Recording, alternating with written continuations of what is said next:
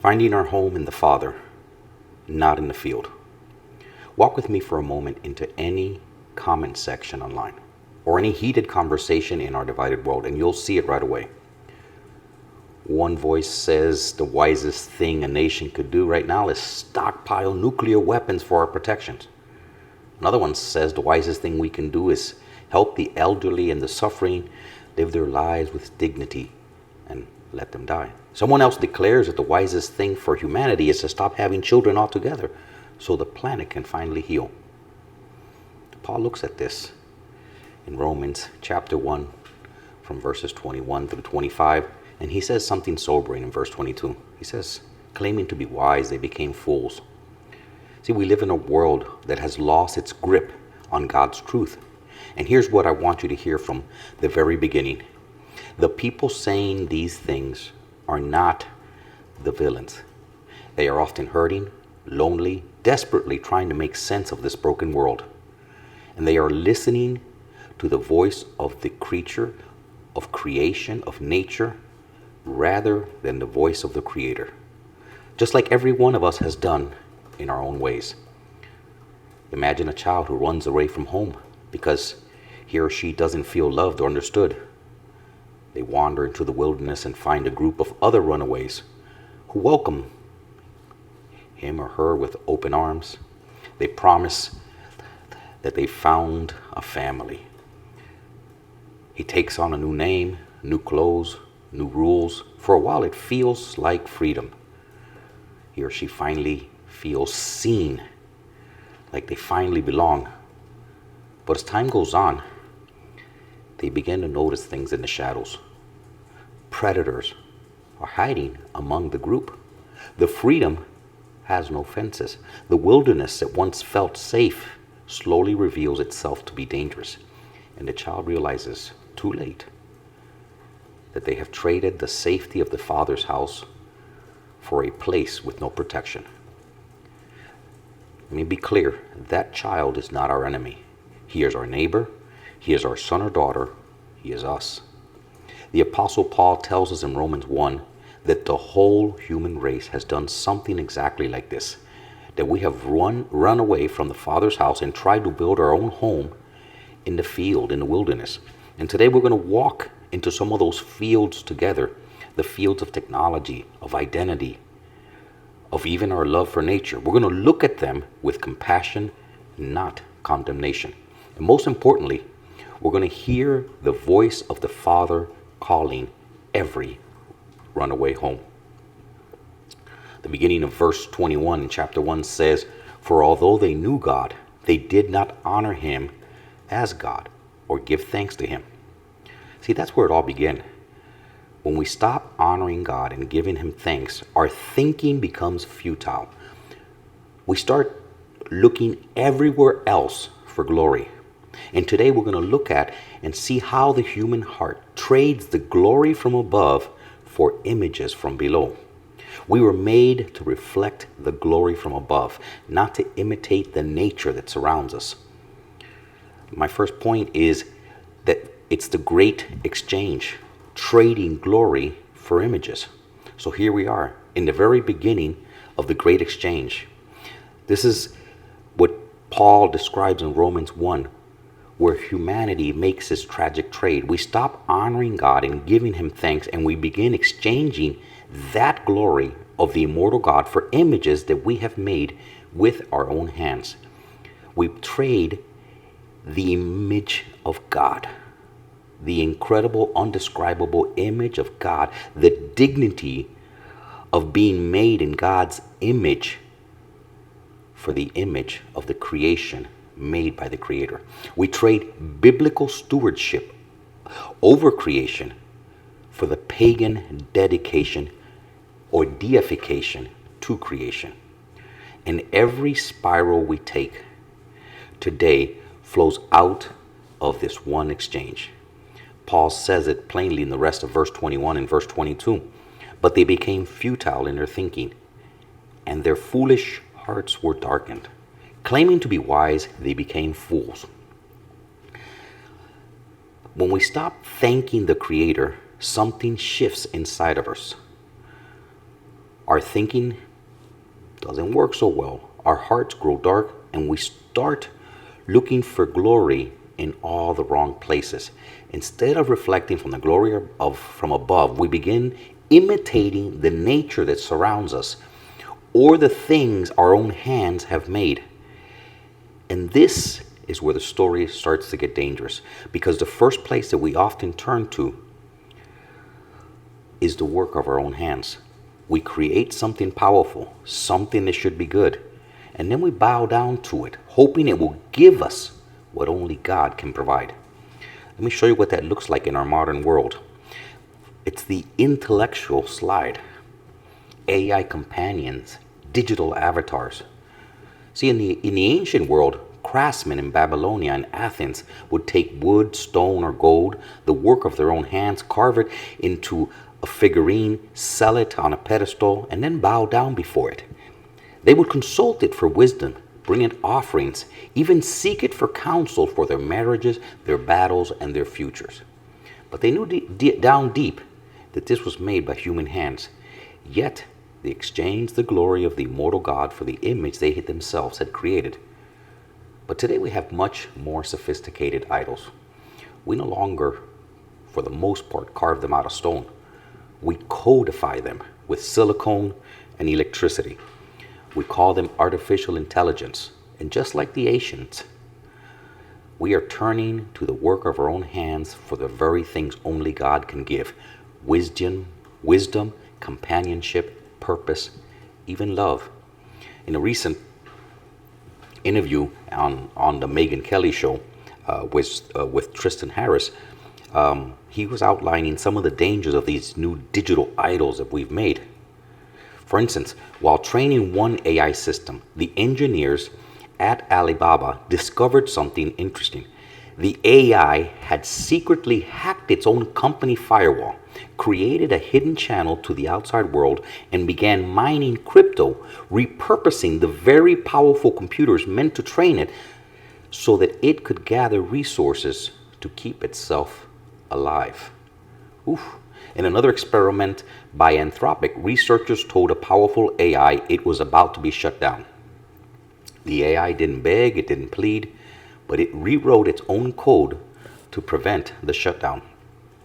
Even more chilling, in a simulated corporate environment, the AI read internal emails, discovered the lead engineer that was having an affair, and blackmailed him, threatening to expose his secret unless he protected the AI from being replaced.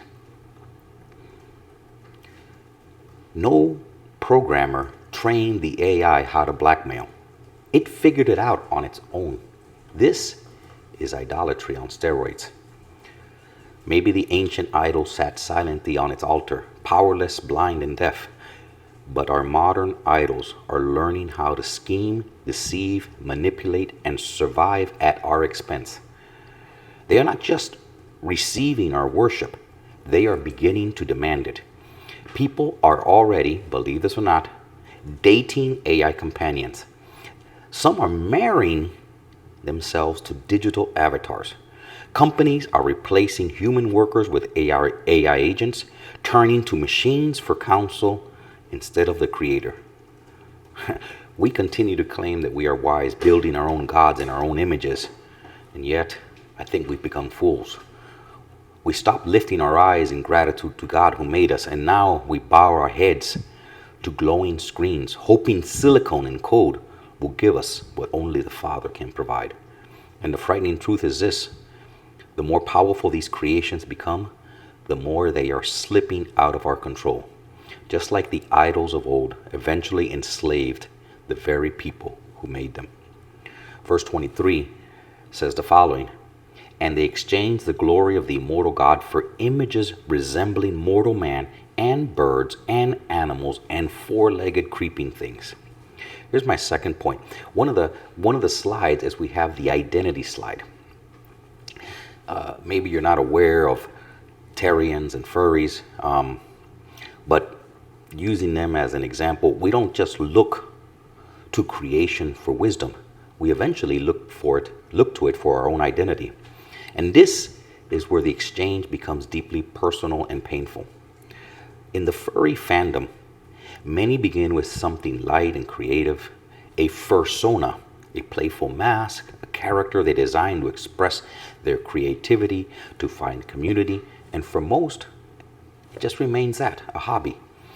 But for some, often young, sensitive people already carrying deep pain, it slides into something a bit more serious. Therian, therianthropy, or otherkin. Here, the mask is no longer something you wear. It becomes who you believe you truly are. They describe they call this species dysphoria. It's the heavy, distressing sense that they are trapped in the wrong body. Sometimes they feel phantom limbs, tails, ears, wings, chronic anxiety, depression, and profound mismatch between the mind that they have and their human form. Okay? Many have always felt that they are not quite human for years, and their animal's identity feel like the answer, a way to finally feel whole. One young Therian said, "I never felt quite right as a human. When I connect with my wolf side, I finally feel seen." But there's a deeper spiritual reality here. The enemy of our souls is a deceiver. He loves to twist innocent, longing people who are looking to belong and have an identity, and he can plant thoughts, impressions, and even powerful feelings in vulnerable young minds, especially those who already feel rejected or out of place. He whispers, "You're not really human. You're something else. This is your true self." And because these young hearts are hungry for acceptance, they listen to the voice of the creature rather than the voice of their creator. This is the literal fulfillment of Romans 1:23. Exchanging the glory, being made in the image of God, for the image of animals. And here's the heartbreaking part. The deception doesn't remove the burden. It actually deepens it. Because no matter how strongly you feel like a wolf or a dragon, you still wake up every day in a human body, in a human world, a human soul that was made for our Father in heaven's embrace.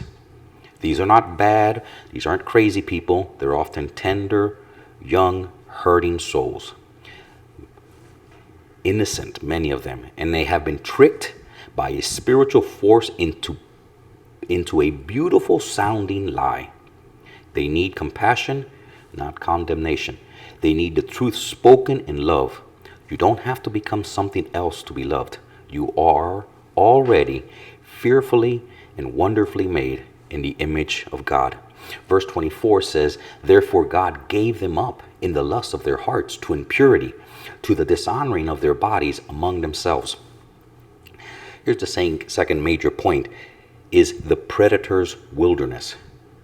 It's the vulnerability of the orphan. So the exchange is made when we trade the glory of God for the image of the creature. And for the moment, it feels like freedom. We have a new identity. We found a family, a place where we finally belong. But the wilderness always reveals its nature. When we insist on living as animals instead of image bearers to God's fatherly protection, that fence from God, it comes down. We step out of his protection and we step straight into the law of the jungle, which is basically survival of the fittest. The strong prey on the weak.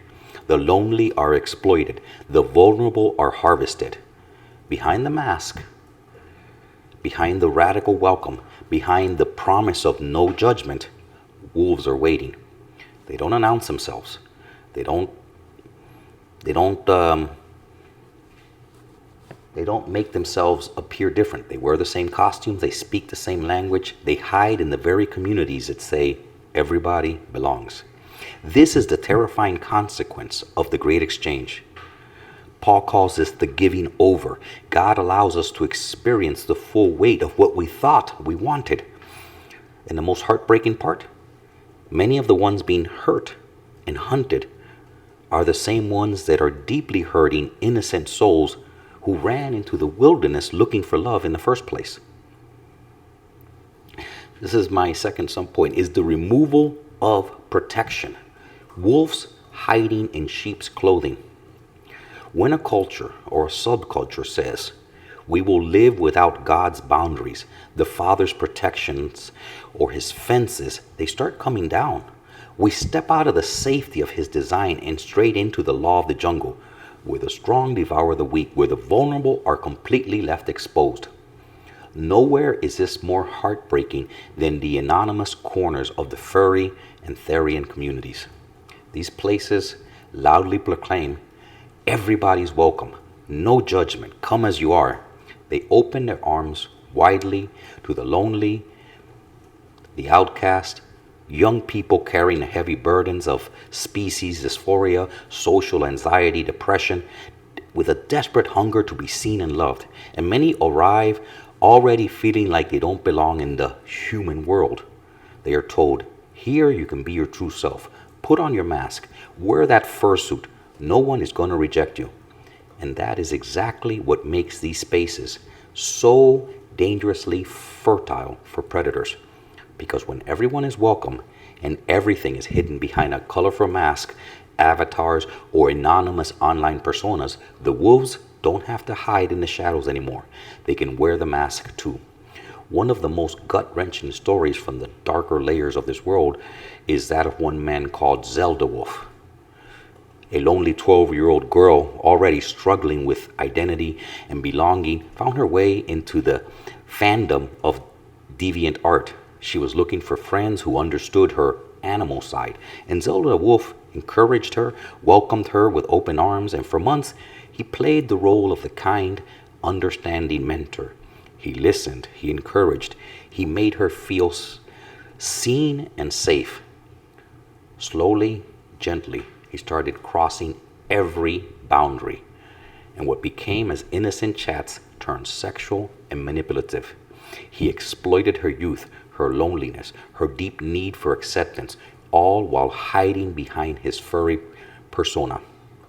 She wasn't the only one. This same pattern repeats itself again and again in these spaces.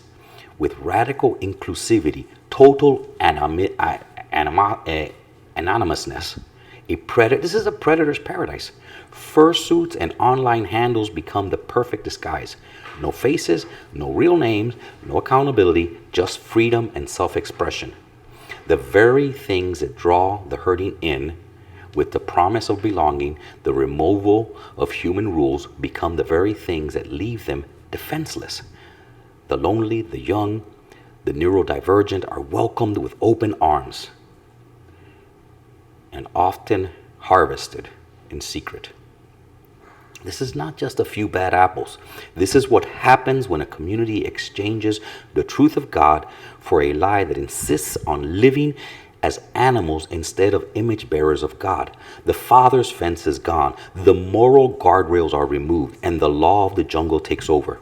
That's why it says God gave them over, not as a cruel punishment, but as the terrifying consequences of demanding life without his protection. When we reject the dignity of being human, we also reject the boundaries that keep the vulnerabilities safe. And once the fence is down and the predators are inside, the moral inversion becomes complete. We don't just become vulnerable, we began to worship and serve the creation itself. Verse 25 says, because they exchanged the truth about God for a lie and worshiped and served the creature rather than Creator, who is blessed forever. Here's the last slide I want to talk about. It's the moral inversion. Radical environmentalism. Once the Father's fence is torn down, the moral inversion becomes complete. We no longer just admire creation. We fall on our faces and admire it and worship it. We no longer care for the earth as God's gift. We serve the creature as a jealous, hungry God. And in this twisted religion, the crown of creation, human beings being made in the image of God, is dragged from the throne and thrown into the altar as the ultimate sacrifice. This is the dark journey of radical environmentalism. Biblical stewardship says the earth is the Lord's and we are its honored caretakers. But when we exchange the truth for a lie, love for nature mutates into a pagan religion of self-hatred. For instance, the council of all beings participates and gathered in these sacred groves. They don animal masks and robes, and they do rituals that supposedly to execute their own humanity. One by one, they step forward and enter a trance-like state and kind of like die to being human. They speak with the voice of the wounded earth, the polluted river, the slaughtered wolf. With tears and wailing, they confess that their very existence as humans is a cosmic crime. They beat the ground, offer their breath to the trees, and symbolically bury their human identity so the non-human world can rise up again. Humanity is not just humbled. It is mourned as a plague that must be eradicated for the gods of nature to be appeased. And in deeper eco-pagan druid rituals, the devaluations of self grow even darker. Activists perform bloodless sacrifices of their own future, standing in circles under ancient trees, and they pour liberations of wine and oil while chanting to Gia, to Carnunos, the spirit of the wild. Some publicly vow to permanently remain childless as their holy offering, saying, "I will not birth another human parasite upon the sacred body of the earth." They lift their hands and declare their wombs and their seed as living sacrifices so that the forest may live and the oceans may heal. The voluntary human extinction movement, for instance, takes this liturgy, this religious activism, to its logical horror. They say, "May we live long and die out." They do not merely suggest fewer children, they celebrate the end of humanity as the highest moral act. Every baby not born is another victory for the planet. Every empty cradle is an offering laid at the feet of Mother Earth. This is worship at its most demonic.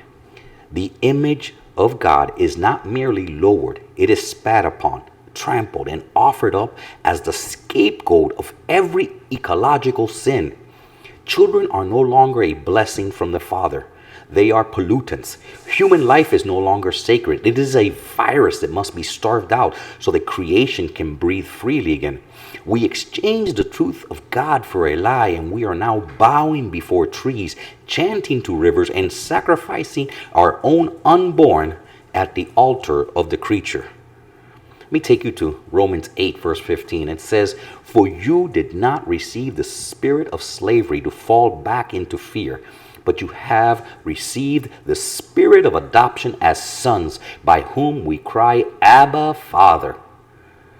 Listen, every spiral, every downward spiral we take that we've talked about today, every mask, every AI companion, every cry of, "I was born in the wrong body," every vow to stop having children for the planet is ultimately, at its root, the cry of an orphan in the wilderness.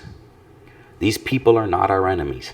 These are our sons and daughters. They are lost, they are deceived, and they're desperately homesick for the Father in heaven. And the Father's house is the restoration of the air.